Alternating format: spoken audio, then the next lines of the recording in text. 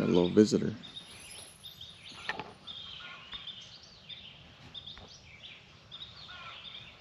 don't know if you can see him or not. There he is. There he is. Right there.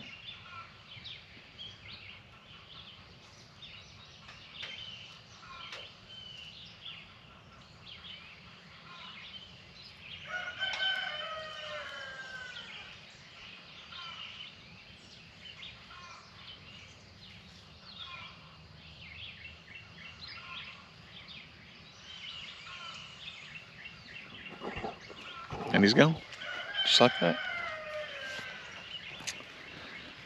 Well, good morning, everybody. Rodney here at Boyd Flats Farm. Big day today. Got a lot to do. Got something that's been on my mind too that I want to share with you. Something happened within our community that it's not bad. It's just, I guess, life, really. One of those things that happens, and I believe our community's changed by that. So we'll talk about that a little bit later. But we got to go today. We got to get feed. We've got some cleanup to do around the goat pen. Got a little bit of that type of work to do, and then gonna have crawfish boil this afternoon. So come along with us. Alright, so here's the newest members of the crew. We'll slide in here. Second newest. We'll slide in here. Pigs are the second newest. Yeah, pigs are the second newest. There's the little guys. Mama's name is Penelope. And the little boy's name is Wilfred. The little buckling. We haven't decided on his name yet. No, Wilfred. LaDonna called him Huckleberry, and Kinley's calling him something different. So we'll figure out names. Wilfred. Wilfred? You think his name is going to be Wilfred? Wilfred. Uh-oh. Gonna storm. Come here.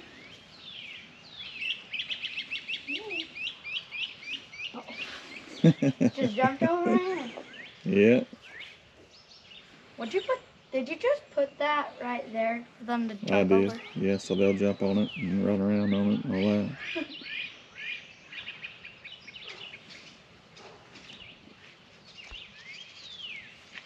He's starting to get used to it. He is. There goes Penelope. Mama's coming to look for him.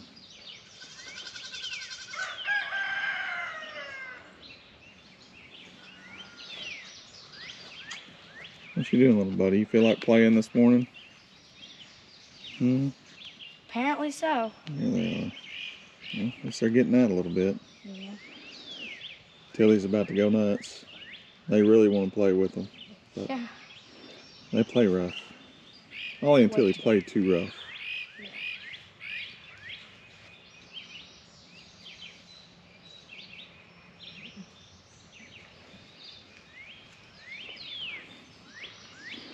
Mama's trying to wean them. She's trying her best to wean them. There's Cogburn. What? Cogburn is awake. Cogbird. Cogburn. Big rooster. Oh. That's what you call him? Mm-hmm.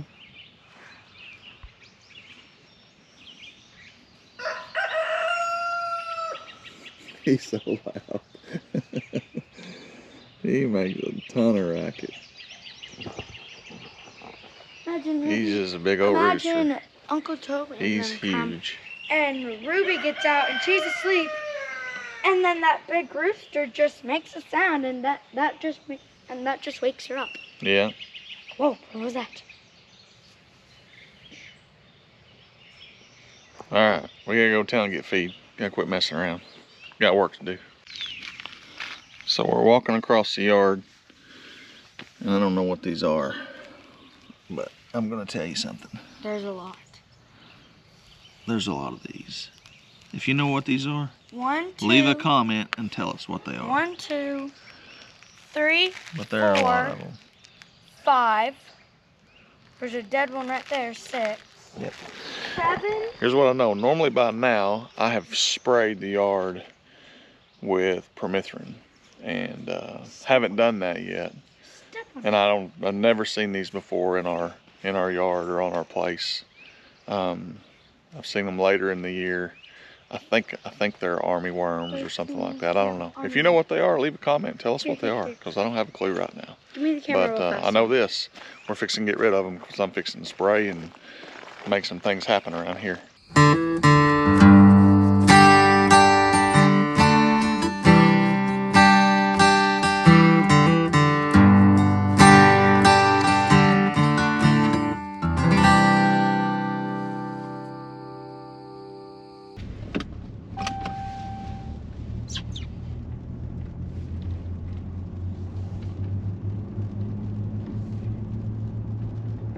And here comes the rain. This is about it.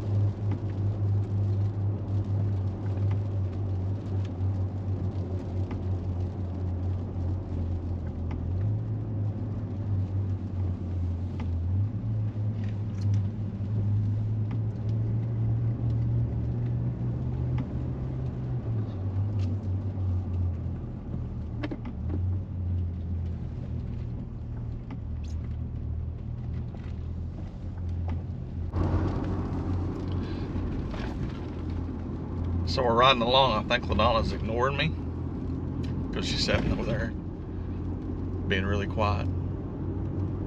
Almost thought she was mad at me for a minute, but she's actually listening to something, audio book, audio lesson. YouTube. How about that? YouTube. She's listening to YouTube. Oh, she's watching YouTube. She's watching. I need to pay more attention. All right. Feed's loaded. Off to the Wally world.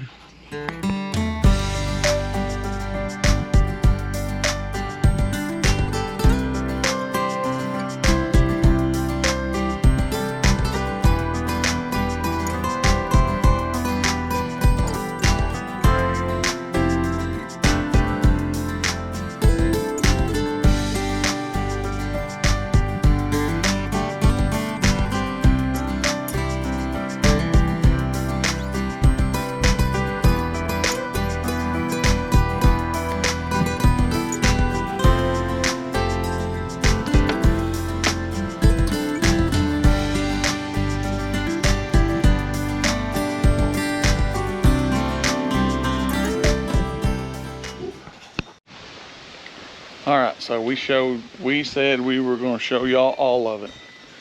So y'all have seen our my man cave building, and you know that right behind me is where we're planning to put our barn. So we've been using my man cave for a feed room.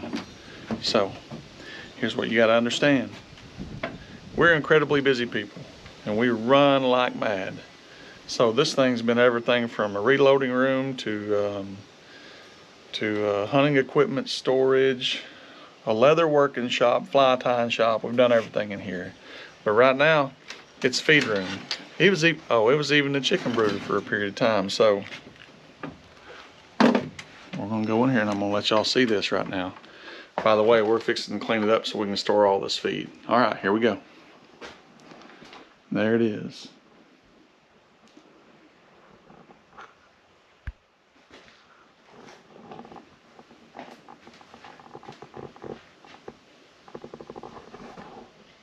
Now let me ask you something. No, let me say this. You can't tell me that y'all don't get busy and your feed room don't look like that sometimes. So anyhow, we're fixing to clean this thing up and get our load of feed in here and move on to something else.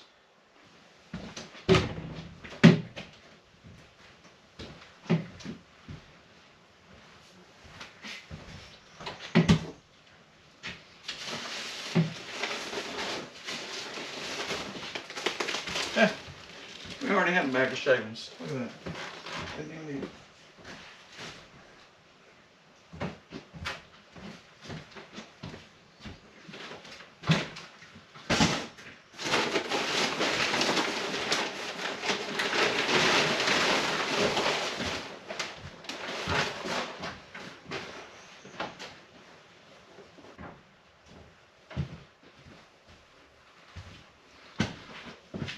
Alright, honestly, y'all don't want to watch us do this, so we're going to get this cleaned up and we'll be back just like that. Alright, so as you can see, we got most of it cleaned up. We got some open sacks of feed over there we're going to deal with at some point.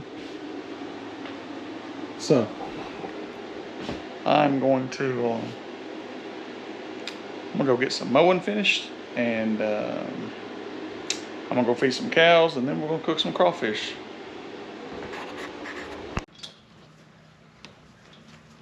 I got it. Watch out.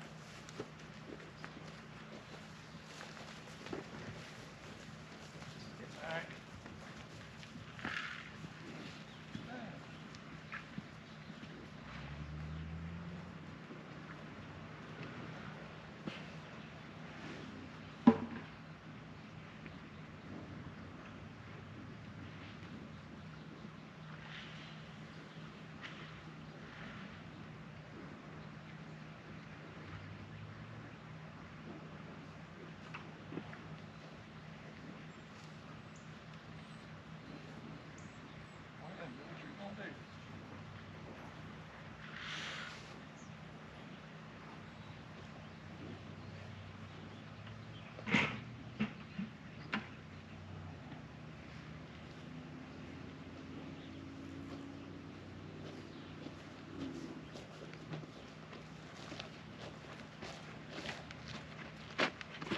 All right,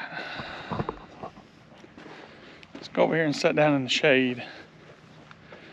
Let these maniacs do what they're doing. Fill up a water trough.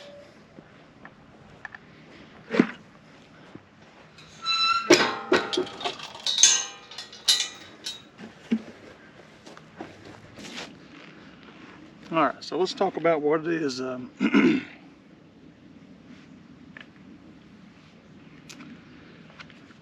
That I mentioned to you guys this morning that was on my mind, that I really believe is gonna change our community forever. At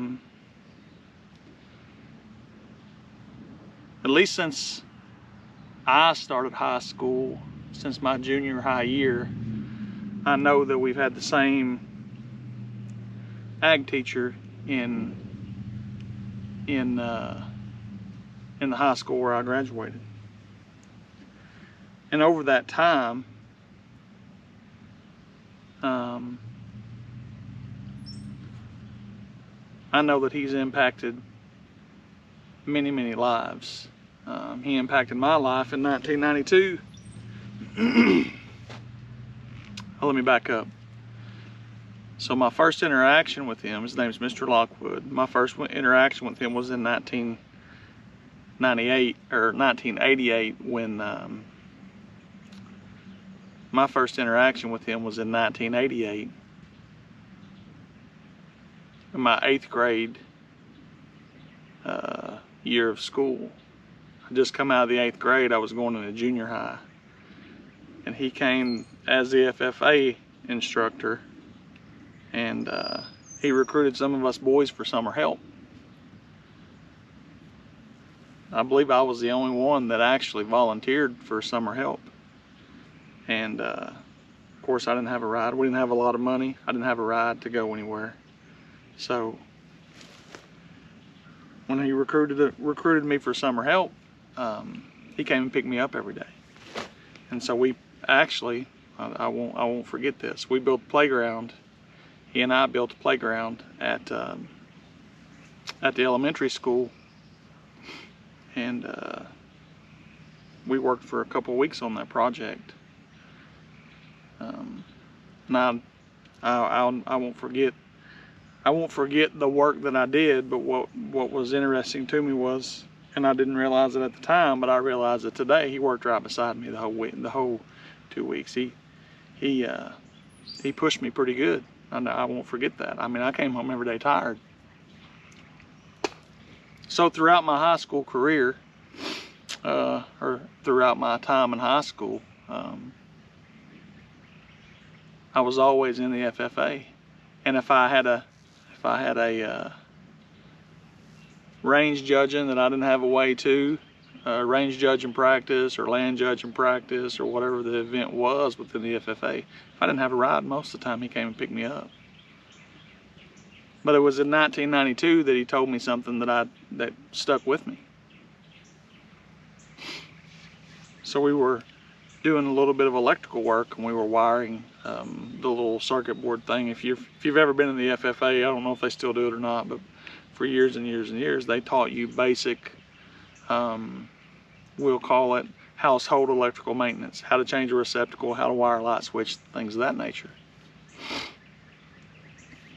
So we were doing that, and I was actually about to graduate, and he was showing me how to do some of that, and he said this to me, and I won't forget it, because it was a catalyst for most of the things that I've done in my career, done in my professional life.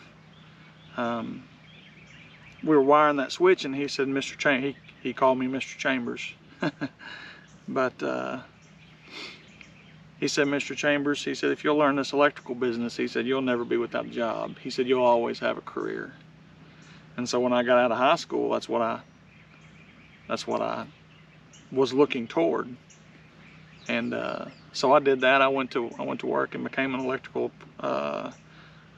apprentice. I went to the community college, and I took courses in industrial electrical maintenance and basic electrical theory. So I actually became a journeyman electrician, and I only did that for a small period of time. I worked for a commercial and industrial contractor, but I only did that for a small period of time before I got into got an opportunity to go to work for a local Caterpillar dealership. And so I'm not going to go into my whole story about what I've done, but what I'll tell you is that what he told me that day was a foundation for everything that I did from that point on, from graduating high school on. And so a little while back, he announced his retirement, and I began to think about all the people in the community, including my son and my oldest daughter, that he impacted, that he mentored. And so I was reflecting on that a little while back, and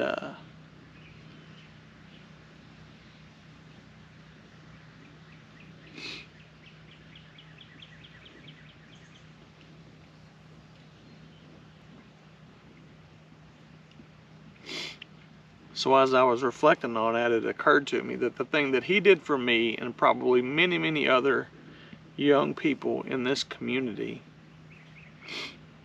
is this one thing.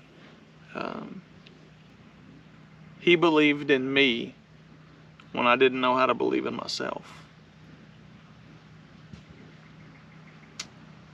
And as I think about his retirement, and I think about how our community's changed by his absence as the FFA instructor, his absence, and the fact that all the people that he impacted in our community, and all the lives that he impacted, if you look around our community and you look at the most successful people, and I'm not talking about from a monetary standpoint, I'm talking about from just overall the people who are active in the community and the people who reflect what he was about, reflect what the core value of the FFA is about, the core values of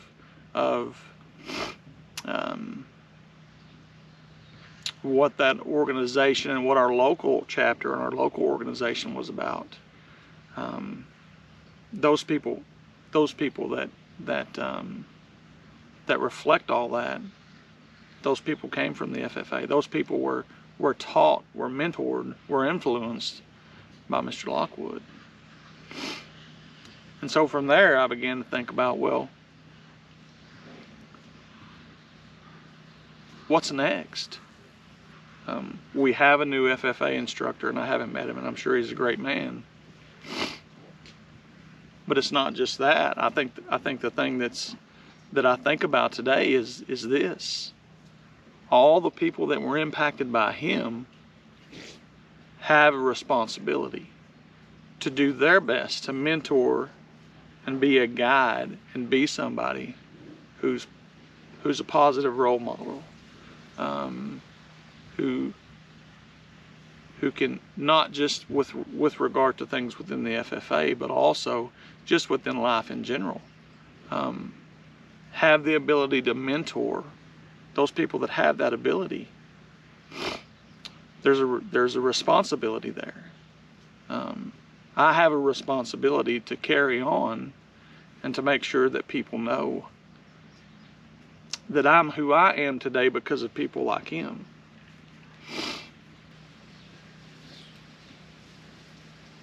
Anyhow, that's all I've got.